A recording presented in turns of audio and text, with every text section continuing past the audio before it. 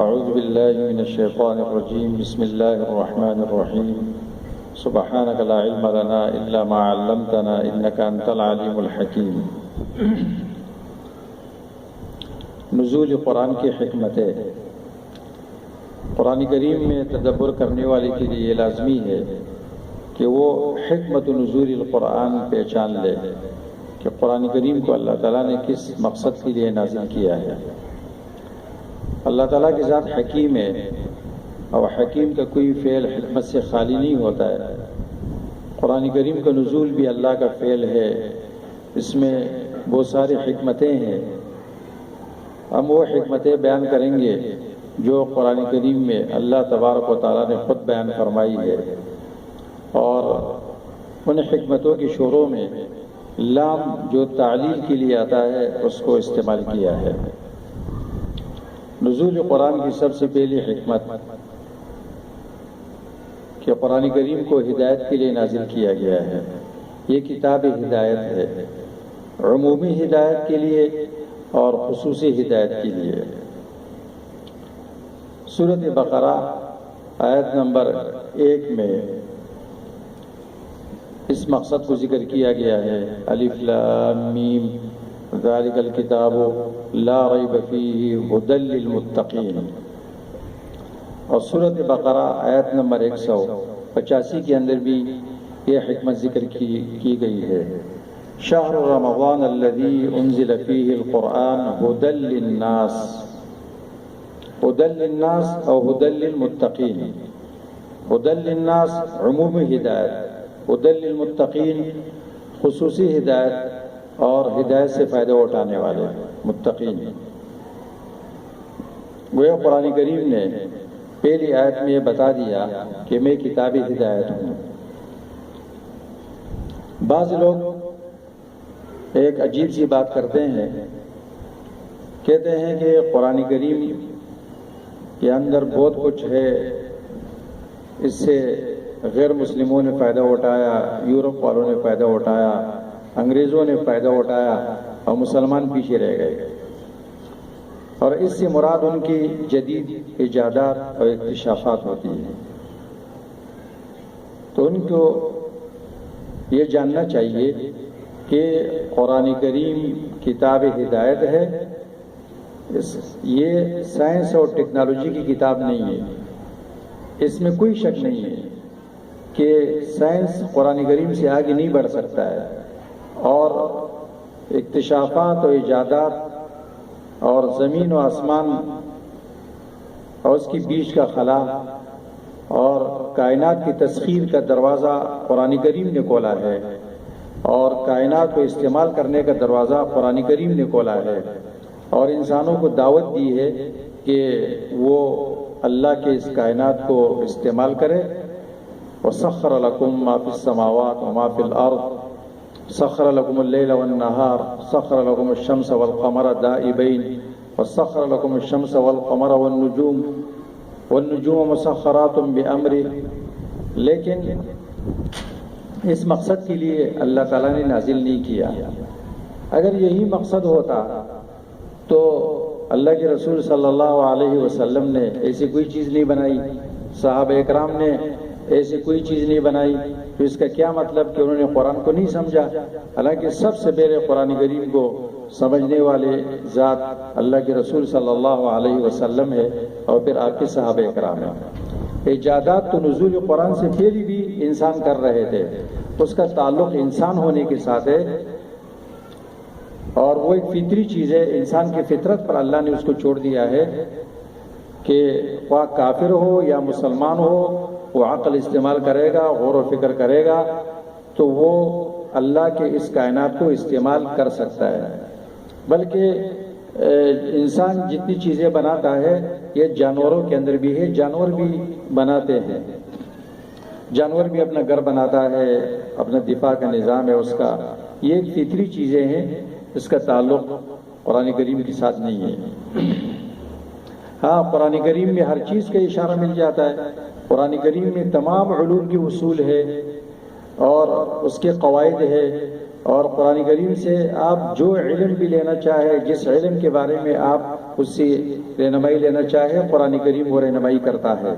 لیکن نزول کے مقاصد وہی ہے جو خود اللہ تبارک و تعالیٰ نے ذکر فرمائے ہیں، اور قرآن کریم کا اصل فائدہ، اس سے اصل فائدہ اٹھانے والا وہ شخص ہے جو اس پر ایمان لاتا ہے، اس سے ہدایت حاصل کرتا ہے. ہدی للمتقین ہدی للناس. نمبر 2، قرآن کریم کو شفا کے لیے نازل کیا گیا ہے. نمبر 3، قرآن کریم کو رحمت کے لیے نازل کیا گیا ہے. نمبر 4، قرآن کریم کو موعظت نصیحت حاصل کرنے کے لیے نازل کیا گیا ہے. یہ چاروں حکمتیں ایک آیت کے اندر ذکر کی گئی ہے. سورہ یونس آیت نمبر 57، یا ایھا الناس قد جاءتکم موعظۃ من ربکم، یہ نمبر 1 ہے. نصیحت آئی تمہارے پاس تمہاری رب کی طرف سے.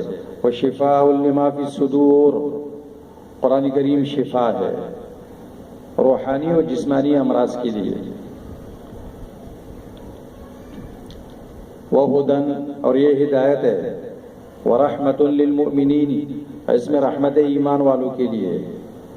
قرآن کریم سے استشفاء امراض کے لیے بھی اور باطنی امراض کے لیے بھی یہ قرآن کا مقصد ہے. استشفاء بالقرآن، جو شخص قرآن سے شفا حاصل نہیں کرتا ہے یہ بھی ہجران قرآن میں آتا ہے.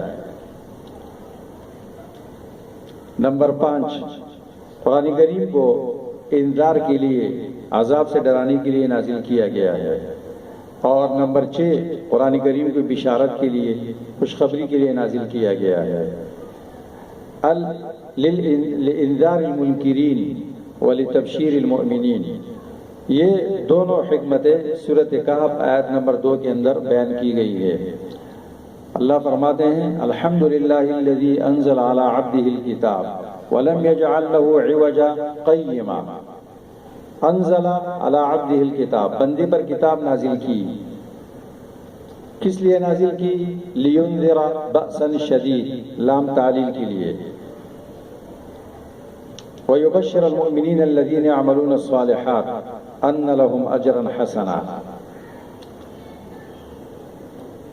قرآن کریم میں یہ مقصد کئی جگہ ذکر کیا گیا ہے. قرآن کریم یہ بشیر بھی ہے، نذیر بھی ہے. بشیرا و نذیرا، 9 مرتبہ قرآن کریم میں اس حکمت کو ذکر کیا گیا ہے. نمبر 7، قرآن کریم تبلیغ کے لیے نازل کیا گیا ہے. للبلاغ، پہنچانے کے لیے.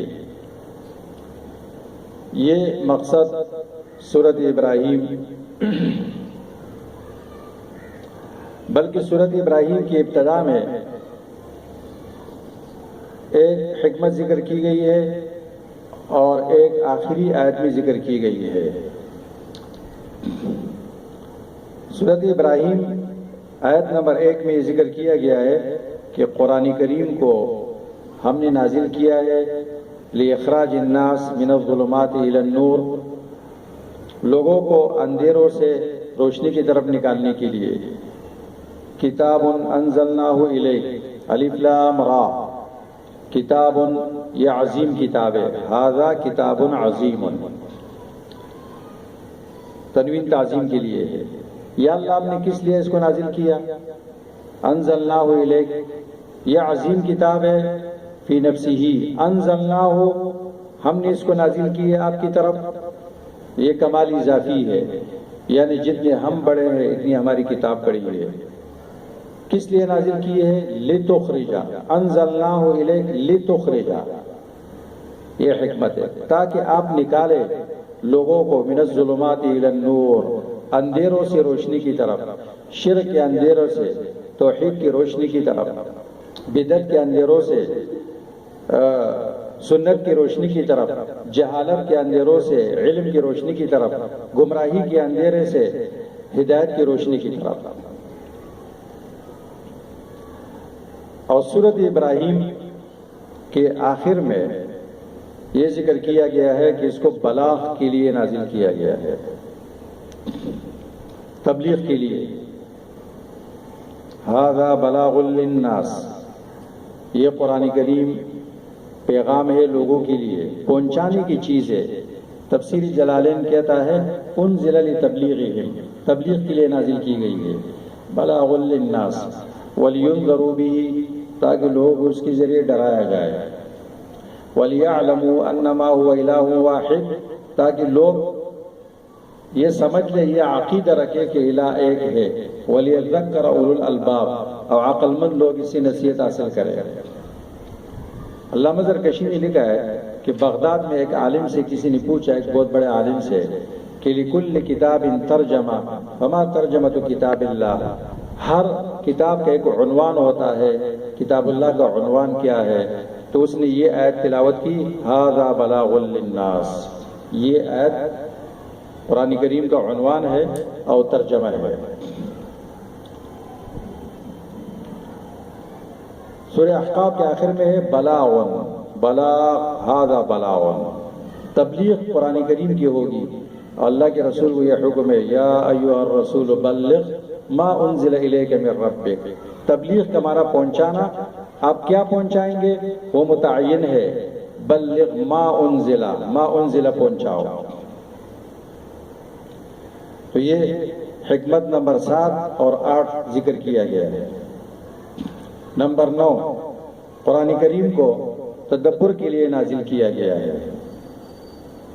سورۃ الصاد آیت نمبر 29 میں یہ حکمت ذکر کی گئی ہے. اللہ فرماتے ہیں کتاب انزلناہ الیک، عظیم کتاب ہے پیغمبر ہم نے آپ کی طرف نازل کی ہے. مبارکن، برکت والی کتاب ہے، اس کا خیر زیادہ ہے. کیوں نازل کیا؟ لیدبروا آیاتہ، تاکہ لوگ اس کے آیتوں میں غور و فکر کریں. ولیتذکر اولو الالباب، اور تاکہ عقل مند لوگ اس سے نصیحت حاصل کریں.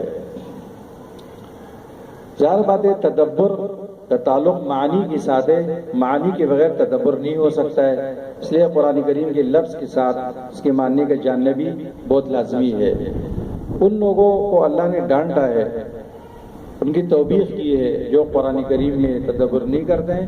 سورہ محمد میں اللہ فرماتے ہیں افلا یتدبرون القرآن ام علی قلوب اقفالها، کیا یہ لوگ قرآن کریم میں تدبر نہیں کرتے ہیں یا ان کی دلوں پر تالے لگے ہوئے ہیں؟ نمبر 10،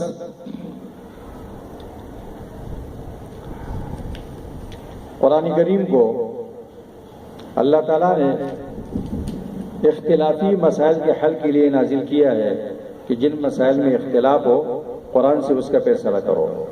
وَمَا أَنزَلْنَا عَلَيْكَ الْكِتَابَ إِلَّا لِتُبَيِّنَ لَهُمُ الَّذِي اخْتَلَفُوا فِيهِ، ہم نے نازل نہیں کی پیغمبر آپ پر یہ کتاب مگر اس لیے کہ آپ بیان کریں ان کے لیے وہ جس کے اندر انہوں نے اختلاف کیا. سورۃ النحل آیت نمبر 64 کے اندر یہ ذکر کیا گیا ہے. جو بھی اختلاف ہو وہ قرآن و سنت پر پیش کیا جائے گا. سورۃ النساء میں جیسے اللہ فرماتے ہیں فَإِن تَنَازَعْتُمْ فِي شَيْءٍ فَرُدُّوهُ إِلَى اللَّهِ وَالرَّسُولِ، جس چیز میں تم اختلاف کرو تو قرآن و سنت کی طرف اس کو لوٹا دو اور قرآن و سنت سے اس کا فیصلہ کرو. نمبر 11، قرآن کو اللہ نے بیان کے لیے نازل کیا ہے. سورۃ النحل میں اس کا بیان ہے. نحل آیت نمبر 44، وَأَنزَلْنَا إِلَيْكَ الذِّكْرَ لِتُبَيِّنَ لِلنَّاسِ مَا نُزِّلَ إِلَيْهِمْ، ہم نے آپ کی طرف یہ ذکر نازل کی، الذکر قرآن، تاکہ آپ بیان کریں لوگوں کے لیے وہ جو ان کی طرف نازل کی گئی ہے. یہ بیان کے لیے نازل کیا گیا ہے. یہ قرآن کریم کی وہ حکمتیں ہیں جو قرآن کریم میں خود بیان کی گئی ہے. جب مسلمانوں کو یہ حکمتیں معلوم نہ ہو تو وہ قرآن کریم کو محض ایک برکت کی کتاب سمجھتے ہیں اور قسم کھانے کے لیے اس کو حاضر کرتے ہیں اور وہ اس کو زندگی کے ایک دستور کے طور پر استعمال نہیں کرتے ہیں. بس خوبصورت جلدانوں میں اس کو لپیٹتے ہیں اور برکت کے لیے رکھتے ہیں اور مردوں کے لیے اس کو پڑھتے ہیں. گویا یہ کتاب مردوں کے لیے نازل ہوئی کہ مردے بخشوانی کے لیے ایصال ثواب کرے، ٹھیک ہے، سنت کے مطابق ایصال ثواب ہے، اس کی اجازت ہے، لیکن قرآن کریم زندوں کے لیے نازل کی گئی ہے، یہ زندہ کتاب ہے اور زندوں کے لیے نازل کی گئی ہے۔ وما توفیقی الا باللہ علیہ توکلت و الیہ انیب۔